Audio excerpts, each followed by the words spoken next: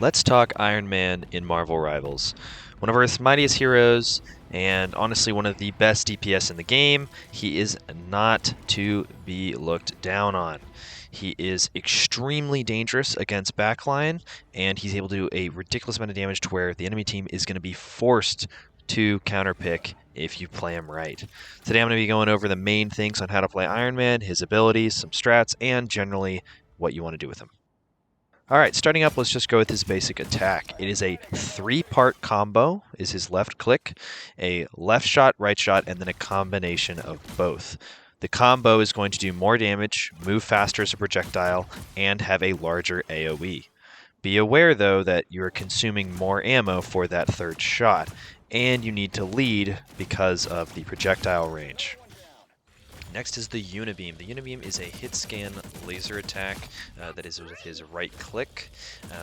It's extremely good at single target. You're going to want to use this if you have one individual or one target you want to mainline. It's very good against other flyers because you're able to get those consistent hits. While it does do less DPS if you hit every single shot on the combo, you're going to be much more consistent with the laser if you track your target consistently. So remember, you want to use the laser for single target and the AoE for groups. Moving on, we now have the forward movement ability, which is going to be the hypervelocity. The way that works is when you enter hypervelocity mode, Iron Man will move forward at a much higher speed, and you will have to direct him more like a jet. You're not able to use, you're slightly able to turn to the sides, but otherwise you're going direct direction. It uses a fuel gauge, so it doesn't have a cooldown per se, in the sense that you have to wait for it to fully regenerate, but you do have less time when you use it the next time. During the ability, however, you unlock the missiles. Now, the missiles are going to shoot out in a pattern of two in a straight line in front of you. So, as shown here, when you fire the missiles out, two straight lines. They do minimal damage. It is good, though, if you want to really quickly finish someone off or do whatever, but the move isn't used as much. As you can see, it does pretty minimal damage, but if you happen to have a spot where they're all lined up, use it. Next up is his enhanced mode, which is the armor overdrive. When you use it, you're going to gain 50 overshield for a small amount of time, and it's going to boost the damage you do with all of your primary attacks and unlock your missiles. So, what this does is with your left attack, you're going to do way more damage. With your right attack, the laser is going to be more focused, and you're going to gain missiles continuously that you can use for the full 10 seconds that the ability is available. This ability is primarily going to be used when you're going against one really big target and you want to laser them with your right beam, as seen here, where you're going to do a ridiculous amount of damage, and you're really worried. Basically guarantees you a 1v1 Iron Man win, or potentially another 1v1 with a flyer, or if you're really trying to snipe some backline. So as you can see here in the range, I'm absolutely just lasering these other Iron Men. Now, technically the increased DPS is faster if you hit all three shots on the combo. The combo no longer exists when you're overdrived, it's just the two, but it's much harder to hit. You're far more likely to win the 1v1 if you just right click, but if you get the aim, might as well. Next up is the team up. So the team up isn't really on Iron Man. There's nothing you have to do because you're the anchor and you don't have any active ability. But for Squirrel Girl is going to unlock a sort of automated attack, and Ultron is going to be able to now heal and damage with the same laser beam. So Squirrel Girl, as you can see here, auto aim attack, and with Ultron, you get some extra heals with your Nano Ray. Alright, now the fun part of each one of these, the ultimate. So Iron Man's ultimate, Maximum Pulse, is going to do a very large amount of damage in a single area with a projectile. It's almost like a normal attack that has a 2-second charge up, 2-3 second charge up, has range, but will explode like a nuke when you hit it. Because of this, you're likely going to want to shoot it on the ground, maybe behind, or make sure they're going to be stunned if you're going to do it from a distance. Otherwise, it's very easily blocked by shields or anything. So be real careful when you want to use this ult. Now onto our gameplay example.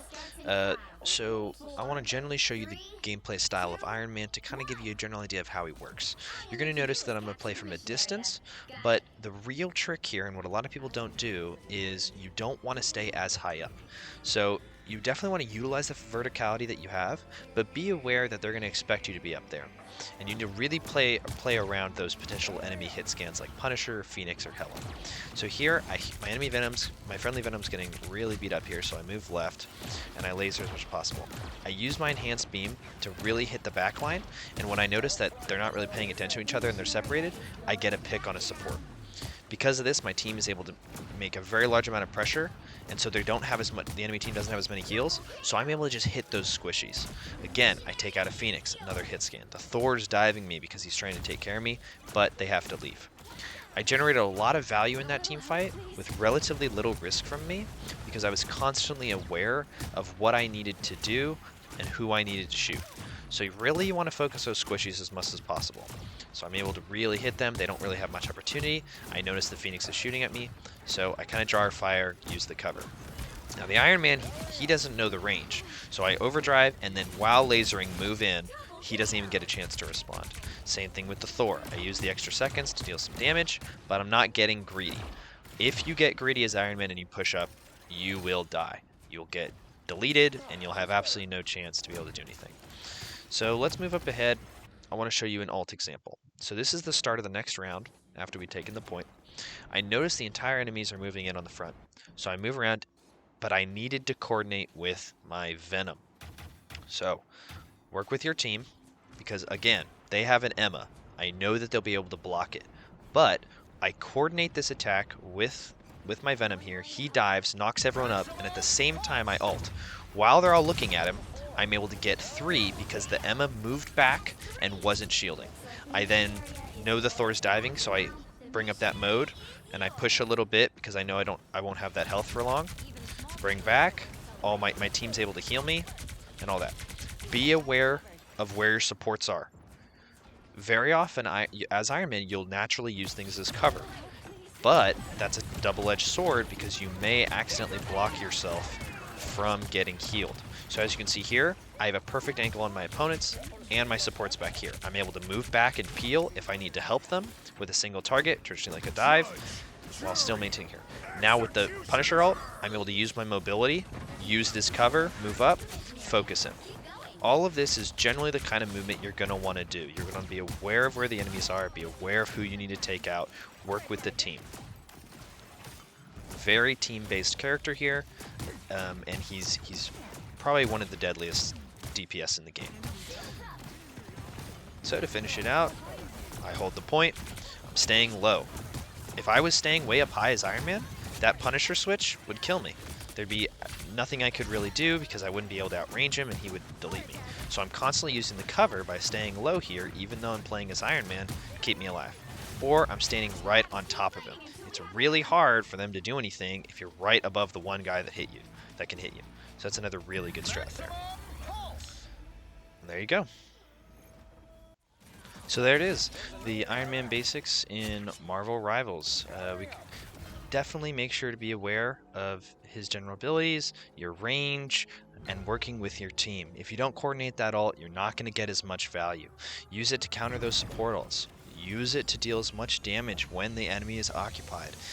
You're really able to provide that value and get those early picks and set up a 5v6 for your team really quickly. And if you do that, you should be all right. Do not feel like you have to stay all the way above in the sky, but be aware that it's an option.